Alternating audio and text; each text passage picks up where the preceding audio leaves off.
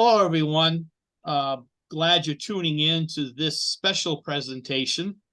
It's so special that I don't think we've done one like this before. I have with me today Kay Brown, coordinator from Texas, and Judy Chaffin from British Columbia. And both of these coordinators represented TOPS at the Obesity Society, which happened to be in Texas this year. Thank you, Kay, for attending for us. And Obesity Canada meeting, which was close to Judy's home, I believe. And what I would like each of these ladies to do to talk a little bit about their experiences at these society meetings and why they were asked to go. TOPS does sponsor research winners at these various conferences, and I was unable to attend, so both Kay and Judy made presentations on behalf of TOPS to the winners. So basically, I would like them to tell a little bit about what happened when they did this and their experiences, and I'll ask them a few questions, and then we'll talk a little bit about what's going to happen in August of 2024.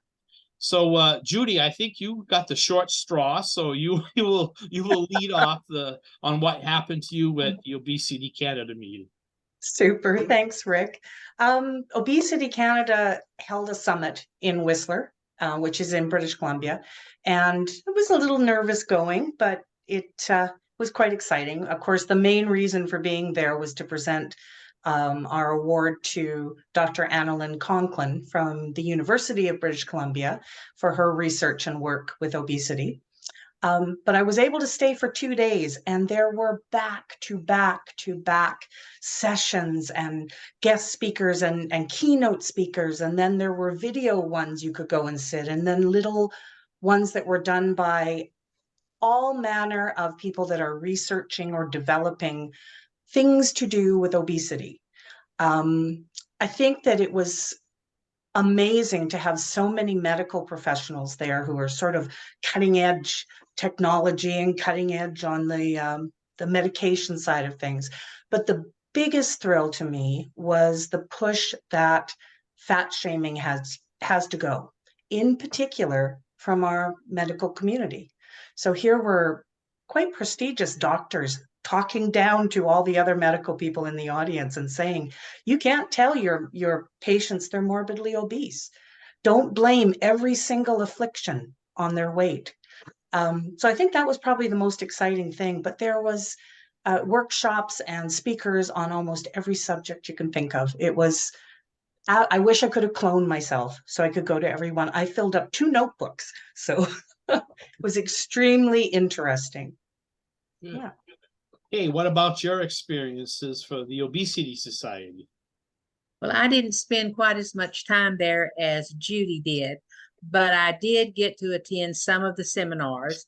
And the main seminar that I stayed in was to the beginning to the research that's going into place with obesity. So much research, and so many the research doctors were looking at demographics. They were looking at people coming from other countries with no obesity situations, and then they come to the United States where they're hit with all the grocery stores that they're not accustomed to, and then all the fast food. But I'm like Judy. The thing that really impressed me was that they didn't blame obesity on fast food. They didn't blame it on children not being able to get out and ride their bikes like they used to. They didn't blame it on electronics. They were looking mostly at the mental. Why do we overeat? Why do some people eat the same food that other people eat, and some are obese and some are not? And I'm like Judy, I filled up a notebook of different ideas and different things that they brought out.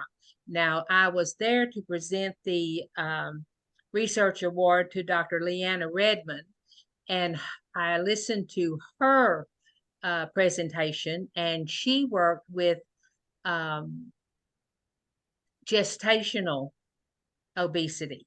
She worked with pregnant women from different backgrounds, some who were underweight, some who were overweight, some who they, watched their diet, some who didn't watch their diet. And, it's all parallel. And then there's the different sections of the research. And it was interesting to me, which I had already thought I knew as being a grandma, is that the baby takes what they need.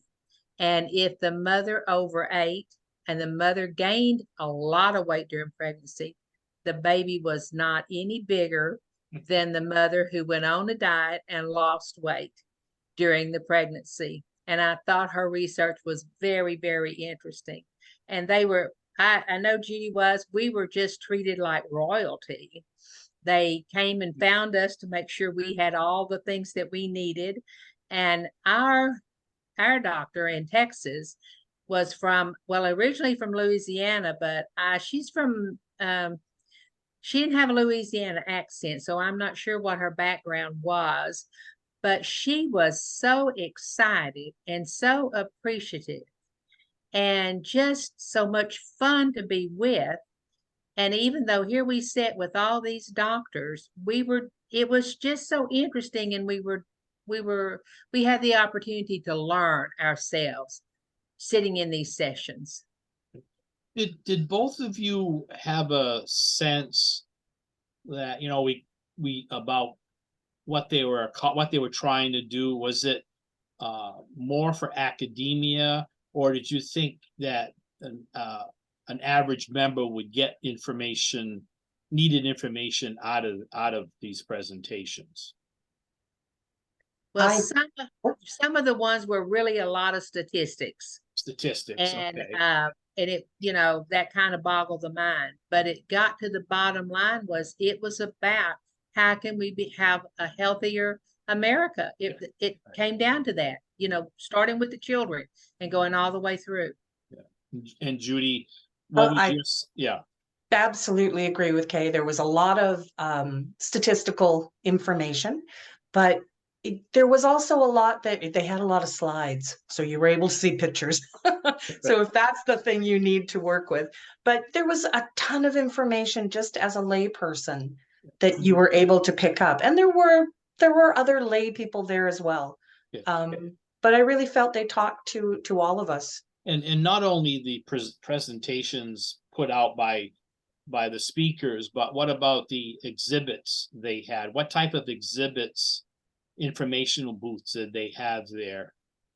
The exhibits I felt there was a lot of the miracle cures. Okay. There was a lot of the drug companies had exhibits, a lot of surgical things, which were interesting, but they sort of leaned more towards, I don't want to say fads, but they weren't exactly the same as what we were. Right. And of course, our little booth stood out wonderfully. And it was so awesome to have all these doctors and nurses and researchers coming up and saying, I've heard of TOPS. Can I have information? So that was really good. And Kay, what about the Obesity Society? That it was the same way. There was a lot of doctor input on like the the Ozempic and the newer drugs. Right. And then but there was a couple of places. I know there was one that really was dealing with the Mediterranean diet and going more toward a healthy type diet. But there were the surgeons, right. The bariatric people were there, but yeah. Yeah, well, because we know that those companies have the money, right? Yeah. And you're both aware that Mrs. Manns wanted TOPS members plugged in to the medical community.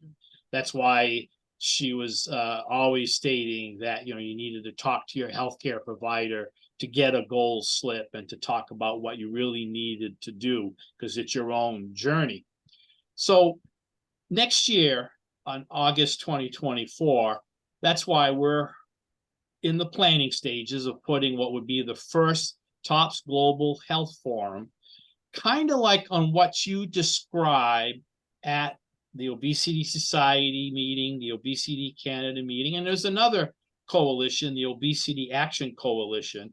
I've gone to that one, and the Obesity Society. I've not been able to make the Obesity Canada one, but I've gone to similar conferences where you have exhibitors to get people to get information at their leisure, but you have presentations planned out throughout the day, some keynote speakers and some sessions going on at the same time.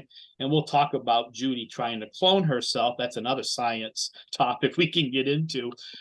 So we're in the planning stages, like I said, putting this together down, not so much for the medical profession, but we want the medical profession to come in and talk to our members and provide information, not only on what the latest drug therapy is or the surgical techniques, but mental health, just different types of exercises, balance techniques, because it's not just about losing weight. It's just about being a healthy, the best healthy person that we can be.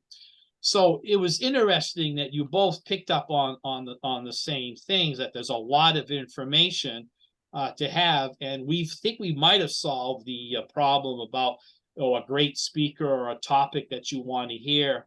We're going to offer that same topic twice during the conference, so you can go to something in the morning, and even though there's something else you want to see, maybe you'll be able to get it on the next day or that afternoon. We are making a concerted effort not to have it look like a mini IRD, because recognition is important, but we can do that locally at our events. What's hard to do at our local events is getting good quality speakers to give right information to our members.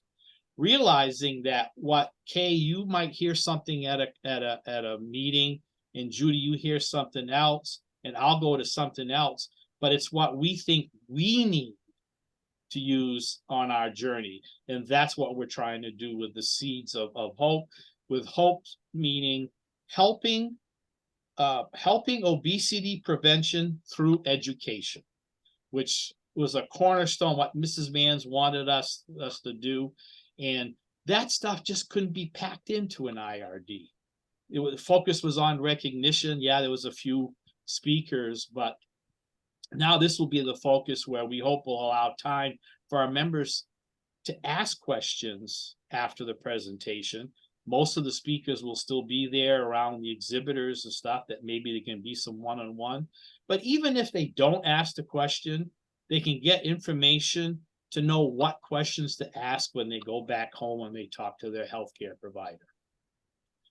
So I don't think we're going to have the same budget as the Obesity Society and Obesity Canada, but we hope to get local talent and local exhibitors to share stuff with our members.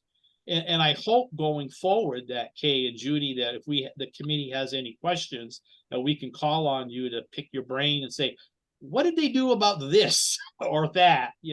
Like one thing that just came to mind, were you allowed to have access to the PowerPoints after the meeting? Some of them, yes. Some yes. Some didn't show up on the, they gave us a digital site to sign into, and some didn't show up there, but having access to those would be incredible. Yeah. Okay, the same situation. Did you Right. Okay. They yeah, and you put the app in your phone.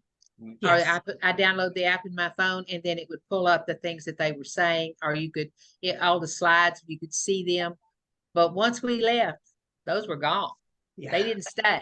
Okay. Some of those things are proprietary. They don't want them out in the public domain. Exactly. And no pictures. You know how they put the slides up, and we as TOPS members, a lot of times we take our camera and take a picture of the slide. No, ma'am, you could not do that. All right. Well, we'll have to check that. See, already learned something for the TOPS Global Health Forum, because this one is brand new, never been done before. So we've got a learning curve to go. So you've already pointed out a couple of things that we probably should look at. Is there anything else that you'd like to share about your experience? Did we cover the gist of everything? Pretty much. Right. I just wanted to say when I got up to present the award to Dr. Redman, I was able to say a little bit about TOPS. They had already mentioned TOPS Right. before that, but I was able to do the plug that we are 75 years old. We're still nonprofit, and we've been around 75 years. And this room full of doctors and medical professionals laughed and applauded, and they said, good, they recognized that we were still nonprofit and we were 75 years old. Great. And that made me feel really, really Yes, good. that's nice. And Judy, a final thought? I was just going to say that, it was really wonderful that they promoted the idea that obesity is not just what you eat. It's genetic, it's heredity, it's environment, it's all these different things rolled into one. So getting to learn more at an event like what this Global Health Forum will be is going to be so good for yourself. It'll be good for executive that go, field staff that go. We can all then be able to share that with everyone else, and it's important. So yeah, That's exactly what we're trying and hope to capture, and of course we'll know once we get through it. So I want to thank you both, Kay and Judy, for taking the time to talk with me to do this, and again, I can't thank you enough for representing TOPS at these events. As these meetings happen in the future and get moved around and schedules get conflicted, we'll be reaching out to local field staff to help us out to do these things. And you were both perfect examples for this, and I really appreciate it. So thank you all. And for those of you listening to this, more information about the TOPS Global Health Forum will be coming in other venues, TOPS News, my blogs, special videos like this one, and we'll look forward to seeing you next August 2024. Thank you all. Thank you.